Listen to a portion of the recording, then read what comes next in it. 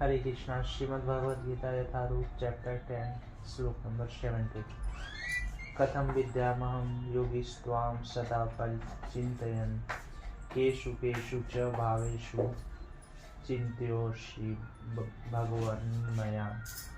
हे कृष्ण, हे परम योगी, मैं किस तरह आपका निरंतर चिंतन करूं और आपको कैसे जानूं। हे भगवान, आपका स्मरण किन किन रूपों में किया जाए। जैसा कि पिछले अध्याय में कहा जा चुका है, भगवान अपनी योग माया से आच्छादित रहते हैं। केवल शरणागत भक्तजन ही उन्हें देख सकते हैं। अब अर्जुन को विश्वास हो चुका है कि उसके मित्र कृष्ण भगवान है, किंतु वह उस सामान्य विधि को जानना चाहता है जिसके द्वारा सर्वसाधारण लोग भी उन्हें सर्वव्यापी रूप में समझ सकें। असुरों तथा नास्तिकों सहित सामान्य जन कृष्ण को नहीं जान पाते।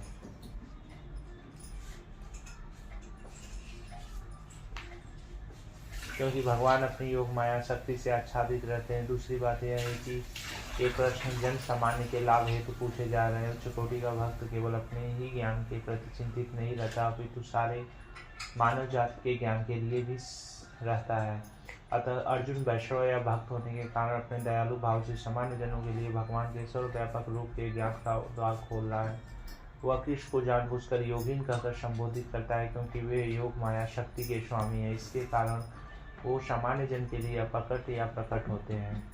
सामान्य जन जिसे कृष्ण के प्रति कोई प्रेम नहीं है, कृष्ण के विषय में निरंतर नहीं सोच सकता, वह तो भौतिक चिंतन करता है। अर्जुन इस संसार के भौतिकवादी लोगों की चिंतन प्रवृत्ति के विषय में विचार कर रहा है।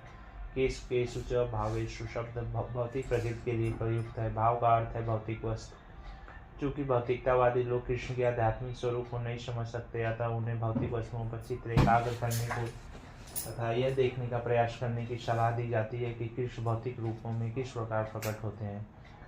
विस्तरेणात्मनो योगम विभूतिं च जनार्दन भूय कथय तृप्ति शृण्वतो नास्ति मे मृतम्। हे जनार्दन, आप पुनः विस्तार से अपने ऐश्वर्य तथा योग शक्ति का वर्णन करें। मैं आपके विषय में सुनकर कभी तृप्त नहीं होता, क्योंकि जितना ही आपके विषय में सुनता हूँ उतना ही आपके शब्द अमृत को चखना चाहता हूँ। तात्पर्य: इसी प्रकार का निवेदन नैमिषारण्य के शौनक आदि ऋषियों ने सूत गोस्वामी से किया था। यह निवेदन इस प्रकार है: वयम तू न वित्रिपायाम उत्तम श्लोक विक्रमे यृण्वता रस ज्ञाना स्वादु स्वादु पदे पदे। उत्तम स्तुतियों द्वारा प्रशंसित कृष्ण की दिव्य लीलाओं का निरंतर श्रवण करते हुए कभी तृप्ति नहीं होती, किंतु जिन्होंने कृष्ण से अपना दिव्य संबंध स्थापित कर लिया, वे पद पद पर भगवान की लीलाओं के वर्णन का आनंद लेते रहते हैं। श्रीमद् भागवतम 1.1.19। अतः अर्जुन कृष्ण के विषय में और विशेष रूप से उनके सर्वव्यापी रूप के बारे में सुनना चाहता है। जहाँ तक अमृतम की बात है, कृष्ण संबंधी कोई भी आख्यान अमृत तुल्य है और इस अमृत की अनुभूति व्यवहार से ही की जा सकती है। आधुनिक कहानियाँ, कथाएं तथा इतिहास कृष्ण की दिव्य लीलाओं से इसलिए भिन्न है क्योंकि इन संसारी कहानियों के सुनने से मन भर जाता है, किंतु कृष्ण के विषय में सुनने से कभी थकान नहीं आती। यही कारण है कि सारे विश्व का इतिहास भगवान के अवतारों की लीलाओं के संदर्भों में से पटा हुआ है। हमारे पुराण विगत युगों के इतिहास हैं जिसमें भगवान के विविध अवतारों की लीलाओं का वर्णन है। इस प्रकार बारंबार पढ़ने पर भी विषय वस्तु नवीन बनी रहती है।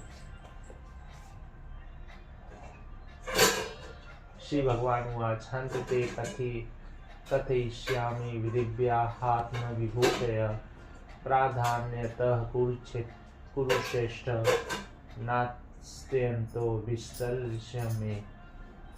श्री भगवान ने कहा, हाँ, अब मैं तुमसे अपने मुख्य वैभवयुक्त रूपों का वर्णन करूंगा, क्योंकि ये अर्जुन मेरा ऐश्वर्य असीम है।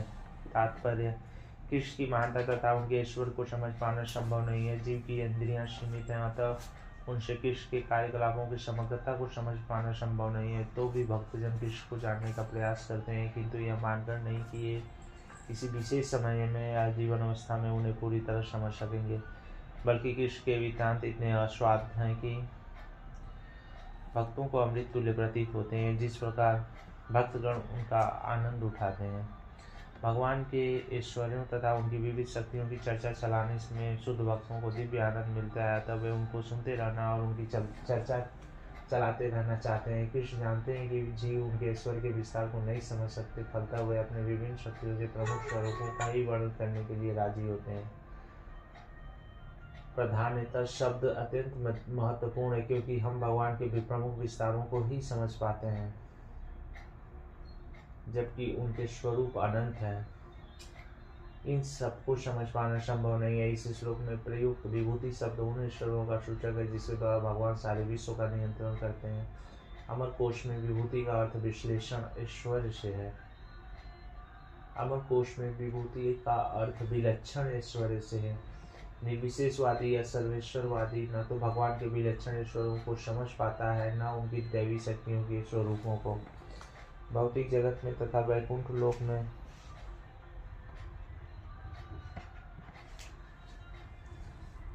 उनकी शक्तियां अनेक रूपों में फैली हुई है। अब कृष्ण उन रूपों को बताने जा रहे हैं जो सामान्य व्यक्ति प्रत्यक्ष रूप से देख सकता है।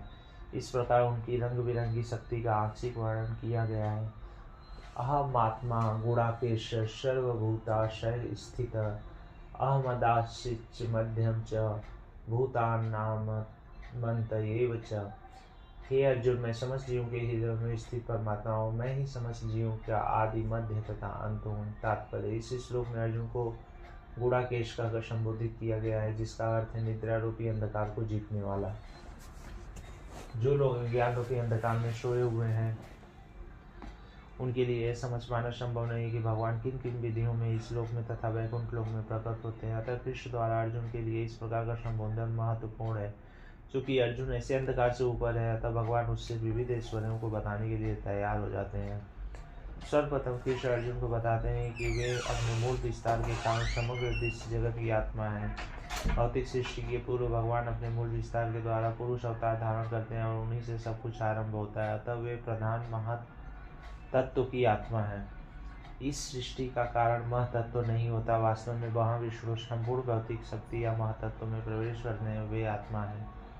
जब महाविष्णु इन प्रकृतिभूत ब्रह्मांडों में प्रवेश करते हैं तो वे प्रत्येक जीव में पूर्ण परमात्मा के रूप में प्रकट होते हैं। हमें ज्ञात है कि जीव का शरीर आत्मा के स्फुलिंग की उपस्थिति के कारण विद्यमान रहता है। बिना आध्यात्मिक स्फुलिंग के शरीर विकसित नहीं हो सकता। उसी प्रकार भौतिक जगत का तब तक विकास नहीं हो सकता जब तक परमात्मा कृष्ण का प्रवेश नहीं हो जाता। जैसा कि शुभल उपनिषद में कहा गया है, प्रकृति आदि सर्वभूतान्यामी सर्वश्रेष्ठी च नारायण। परमात्मा रूप में भगवान समस्त प्रकृति रूप ब्रह्मांडों में विद्यमान है। श्रीमद् भागवत में तीनों पुरुष अवतारों का वर्णन हुआ है। सातवें तंत्र में भी इसका वर्णन मिलता है। विश्वस्तु त्रिरूपाणि पुरुषाख्यानेथो विदु।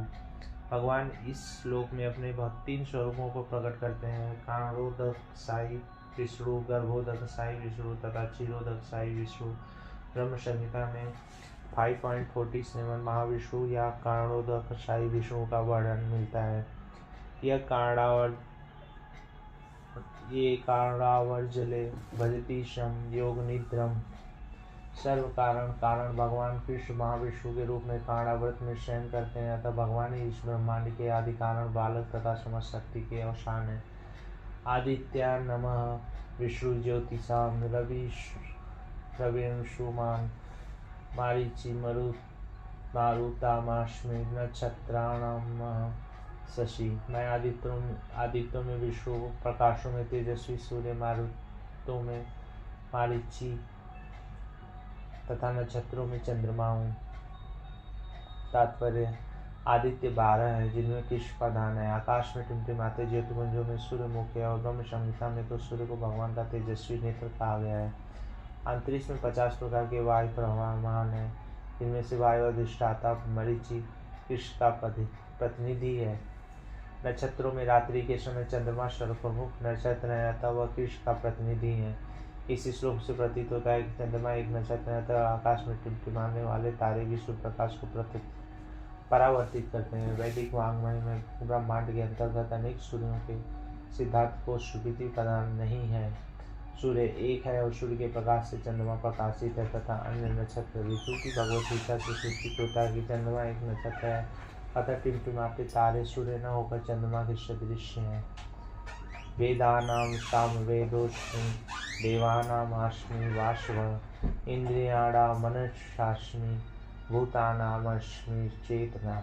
मैं ये वेदों में सामवेद हूँ, देवों में स्वर्ग का राजा इंद्र हूँ, इंद्रियों में मन हूँ तथा समस्त जीवों में जीवन शक्ति चेतना हूँ। तात्पर्य, पदार्थ तथा जीव में अंतर है कि पदार्थ में जीवों के समान चेतना नहीं होती, अतः यह चेतना परम तथा शाश्वत है। पदार्थों के संयोग से चेतना उत्पन्न नहीं की जा सकती।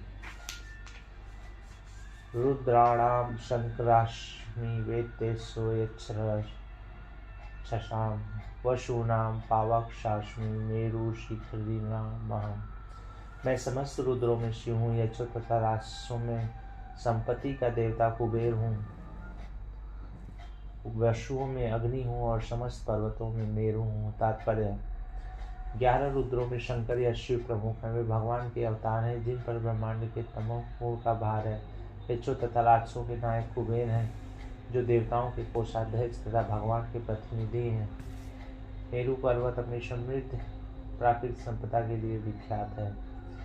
पुरोधशां च मुख्यम इमां विद्धि पार्थ बृहस्पतिं सेनानी नामहं स्कंद सर्षामस्मि सागर।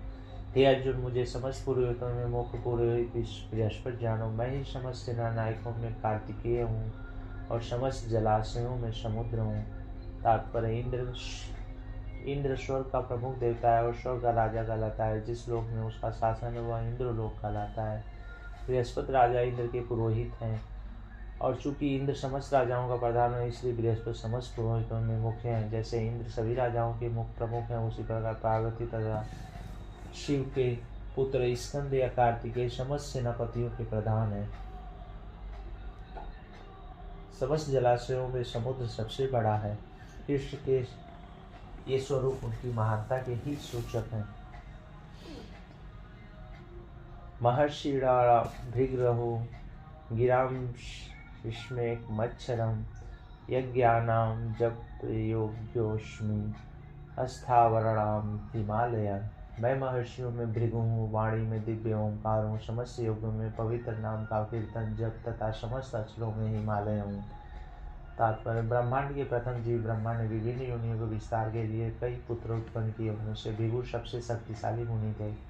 समस्त दिव्य ध्वनियों में ओंकार कृष्ण का रूप है। समस्त योगों में हरे कृष्ण कृष्ण कृष्ण हरे हरे, हरे राम राम राम हरे हरे का जप कृष्ण का सर्वाधिक शुद्ध रूप है। कभी कभी पशु यज्ञ की भी संस्तुति की जाती है, किंतु हरे कृष्ण यज्ञ में हिंसा का प्रश्न ही नहीं उठता। यह सबसे सरल तथा शुद्धतम यज्ञ। समस्त जगत में जो कुछ शुभ है वह कृष्ण का रूप है। अतः संसार का सबसे बड़ा पर्वत हिमालय भी उन्हीं का स्वरूप है। पिछले श्लोक में मेरु का उल्लेख हुआ है, परंतु मेरु तो कभी कभी सचल होता है, लेकिन हिमालय कभी चल नहीं है। अतः हिमालय मेरु से बढ़कर है। अश्वत्थ सर्ववृक्षाणां देवर्षीणां च नारद गंधर्वाणां चित्ररथ सिद्धानां कपिलो मुनि। मैं समस्त वृक्षों में अश्वत्थ वृक्ष हूँ और देवर्षियों में नारद हूँ। मैं गंधर्वों में चित्ररथ हूँ और सारे सिद्ध पुरुषों में कपिल मुनि हूँ। तात्पर्य, अश्वत्थ वृक्ष सबसे ऊंचा तथा सुंदर वृक्ष है जिसे भारत में लोग नित्य प्रति नियम पूर्वक पूजते हैं। देवताओं में नारद विश्व भक्त के सबसे बड़े भक्त माने जाते हैं और पूजित होते हैं। इस प्रकार वे भक्त के रूप में कृष्ण के स्वरूप हैं। गंधर्व लोग ऐसे निवासियों से पूर्ण है जो बहुत अच्छा गाते हैं, जिनमें से चित्ररथ सर्वश्रेष्ठ गायक है। सिद्ध पुरुषों में से देवहूति के पुत्र कपिल मुनि कृष्ण के प्रतिनिधि हैं। वे कृष्ण के अवतार माने जाते हैं। इनका दर्शन भागवत में उल्लिखित है। बाद में भी एक अन्य कपिल प्रसिद्ध हुए, किंतु वे नास्तिक थे, अतः इन दोनों में महान अंतर है। हरे कृष्ण।